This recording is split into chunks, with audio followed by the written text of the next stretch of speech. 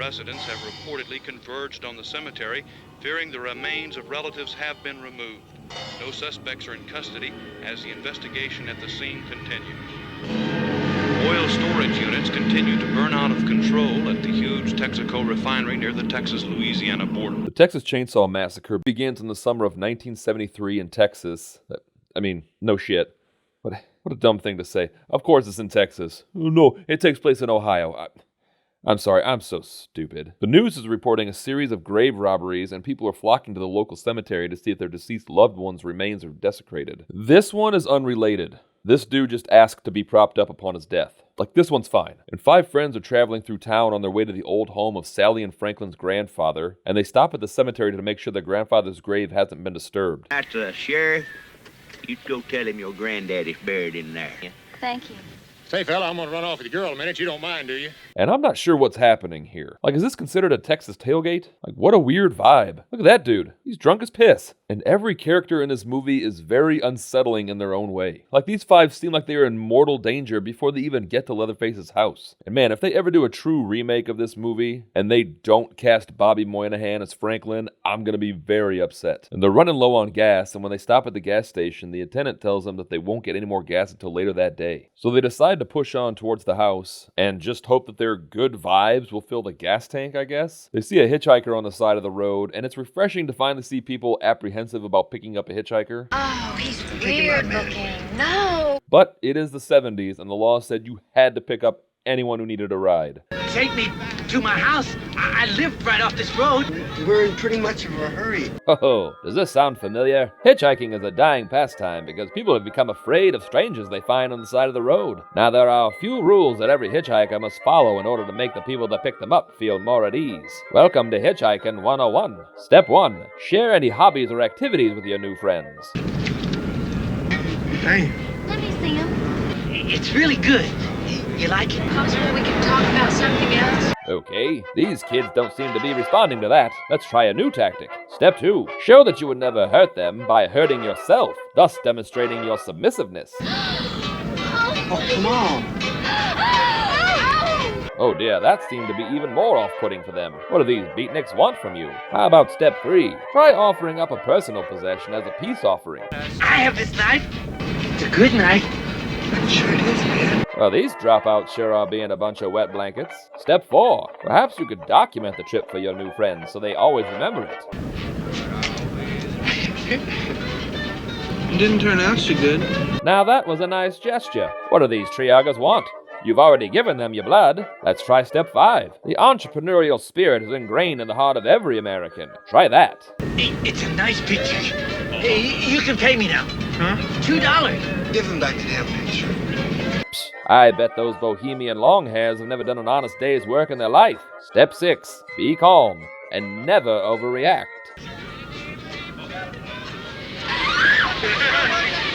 Okay, so you overreacted. These things happen, but all hope is not lost. I don't know. Maybe try the knife thing again. Oh dear God, not on them, never on them. You're just perpetuating the stereotype of the crazy drifter. Well, that was a bust, but America's highways are full of naive travelers. This has been Hitchhiking 101. So they finally make it to Sally and Franklin's grandfather's rundown old house, and everyone is laughing it up upstairs, and Franklin is just downstairs by himself, miserable as all hell.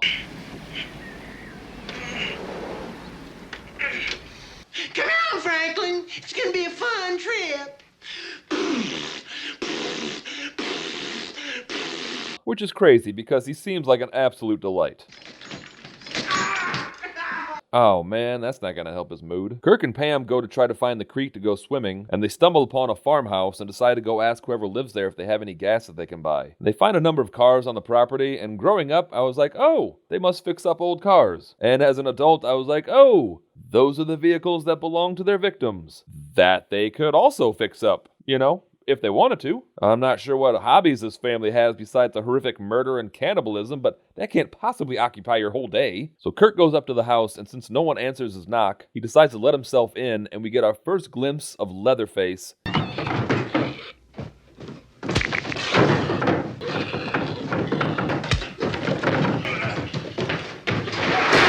in just one of the most messed up kills in a horror movie ever. Like, at least for me. Like, it isn't flashy or over the top or even all that graphic, but just something about it really messed me up the first time I saw it. Like, compared to almost any other horror movie, this death is very tame in terms of what it shows, but everything works together to just make it so terrifying. Like, you got the surprise appearance by Leatherface, the pig squealing, the twitching by Kirk, and then Leatherface hitting him again just like he was cattle, and Pam being outside having no idea where he is. Just absolute nightmare scenario. And I like how Leatherface is wearing another person's face and is just covered in shit, but still wants to be kinda dressy and wear a tie. And that's important when you work from home. Pam then goes inside to look for Kirk, and she stumbles into the bone room. And now, most houses in the 70s did have a bone room, but it didn't quite have the same meaning as this one. And also, this family is just a bunch of sick freaks, but damn it if they're not creative as hell. Like, look at this, it's art. Give me a pile of bones and all my unoriginal butt would do is try to reassemble them as a normal human skeleton. Like, I would never think to make them into a couch. Pam runs around the corner and gets grabbed by Leatherface, and he drags her into his work area. And I read somewhere that Tobe Hooper really tried his damnedest to get this movie a PG rating. So anyways, Leatherface begins chainsawing Kirk's face off while Pam is forced to watch in horror as she is impaled on a meat hook. And again, mad respect. Leatherface knows what he's doing. Like, the dude just gets right to work. Like, he always has a plan even when an opportunity just presents itself unexpectedly. This dude is a straight up hustler. Like, give me a dead body and a woman hanging from a hook, and I'd probably bring up a Word document listing out all the possible crafts that I could do with their bodies until I just gave up and browsed Netflix for an hour. I need to be more proactive like Leatherface. You know what? That should be my New Year's resolution. And back at the house, Jerry, Sally, and Franklin are talking, and Jerry goes to find Pam and Kirk before it gets dark, and like moths to a flame, this discotheque hippie makes his way to this disgusting farmhouse looking for his friends. Excuse me, I'm looking for some friend. And like, what if this was a normal house? Like, if I lived there and an adult comes to my door needing help finding his missing adult friends, like, I'm just gonna think it's some kind of con to scam me out of my life savings. I don't know what the angle would be, but that's what will put me even more on edge. Oh, hey man, check this. I'm missing my friends. They went for a dip in the old watering hole. Check this, man. I just need $5,000 to form a search party, my man. You dig? Okay, you guys, come on out. So Jerry hears a weird childlike giggling and assumes that it's his friends messing with him. If anything, I would assume it's a child, and not my 30-year-old buddy named Kirk. But Jerry's the kind of guy who wears long sleeves and pants during a heat wave in Texas, so his judgment is already suspect, and he just saunters right up to Leatherface's death table. Man, on a normal day, this family probably has to put in some real legwork to kidnap and eat just one person. But this van full of flower children just keeps walking right into the slaughter.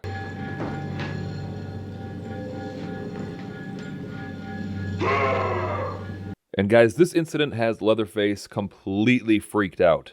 Oh my God, what did I just do? Alright, Jed, just need to get your story straight. You were minding your own business, making a cuckoo clock out of a femur and some boiled testicles, when 3 drugged up hippies tried to force you to smoke some PCP at gunpoint. You were just defending your home. Oh man, I am so freaked out, I can't stop shaking. Like they were just in my house. It's such a violation, man. So the sun is set, and Sally and Franklin set out to find their missing friends. And when they get to the woods, Leatherface jumps out and murders Franklin with a chainsaw. Sally takes off with Leatherface behind her, and this last half hour of this movie depicts just one of the most desperate bids for survival ever shown on film. Like, it is relentless. And like all weary travelers to this corner of Texas, Sally runs right into this murder house, and Leatherface, buddy, you live there. You don't have a spare key anywhere? Sally runs upstairs and finds the desiccated corpse of this family's grandparents, and when Leatherface runs after her, with zero hesitation, she just jumps out the damn window. Like a lesser person would just lock themselves in a bathroom or something. She runs to the gas station, and the attendant says that he doesn't have a phone and that he'll drive her to get help. But we quickly learn that he is a part of this weird murder club, and he ties her up and takes her back to the house. Also, what the hell is that? Is that a body?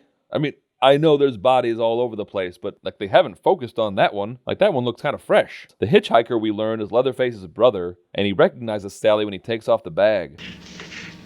Oh, I thought you was in a hurry. Oh, poor Sally. It's always awkward to get caught in a lie, and now she's just gonna feel bad all night. So they tie up Sally and prepare for the most horrifying meal ever. They even bring the dead body of their grandpa downstairs to join them, and it would probably be easier just to keep that body on the main level instead of dragging it up and down. Oh my God, that thing is still alive? How the hell is that possible? So this weird old cannibal vampire is sucking the blood from Sally's finger And it's horrifying, but in an odd sort of way, also kind of sweet. Like, look how excited he is. And also, when my generation becomes the old grandparents, it's gonna be so weird. Like, old people then and now always get completely dressed up to, like, go get the mail or listen to big band music. And when we're old, we'll all be wearing sweats and listening to rap music whenever we suck the blood out of some chick's finger. Sally passes out, and when she comes to, she finds that her blood was the appetizer, and everyone is settled in for a nice, disgusting dinner. You think this is a party?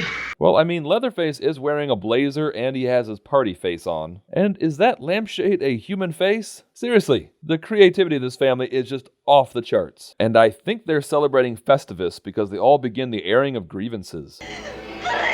Nothing. He's just a cook. Shut up, you bitch hog. You don't understand nothing. I understand you ain't nothing. Me and him do all the work. Now, your friends were in my room earlier, and then later I noticed that my favorite scrotum stretcher was missing. Now, I need that scrotum stretcher because the sack has a tendency to want to shrivel up almost immediately upon removal. Now, I'm not saying that one of them took it, but if this item, which was a gift from my mother, were to find its way back into my room, I promise I'll drop the whole issue. They decide to stop playing with their food and let Grandpa deliver the killing blow. Now, I believe you should respect your elders and acknowledge their past accomplishments, but sometimes it's best to let it go and not let them try to relive their glory days. I mean, he's made up of 90% dust. So while they're trying to validate an old man way past his prime, Sally takes the opportunity to break free and jump through the second window of the day and runs to the road where the hitchhiker gets run over and Leatherface begins chasing Sally and the trucker who stopped, and then this dude just chucks a wrench at Leatherface's head and Leatherface gets knocked down and cuts his leg with a chainsaw. Another truck comes by and Sally climbs in the back and is in complete hysterics as Leatherface angrily swings his chainsaw around as the truck finally pulls away. And thus ends the most exhausting movie in history. And I mean that as a compliment. This movie conveys blind fear so well. And plus, Leatherface runs. Any movie villain that runs is instantly 1,000 times scarier. Like a walking Jason Voorhees is kind of scary, but running Jason? Yeah. Same with zombies. If there's a zombie apocalypse and they're the shambling zombies, I could probably survive. But if they're the running zombies, game over, man. And I guess if I had one gripe, it would be that it's called the Texas Chainsaw Massacre, but Leatherface only killed a single person with a chainsaw, and I don't know if that would be considered a chainsaw massacre. That's more of a Texas Chainsaw Donnybrook? Alright, thanks for watching, and maybe consider joining the party with these awesome folks at Patreon. Let me tell you, they put up with a lot. Like every evening when I get drunk and I mistake Patreon for my live journal, and then frantically try to delete it the next morning and act like nothing ever happened. It's fun.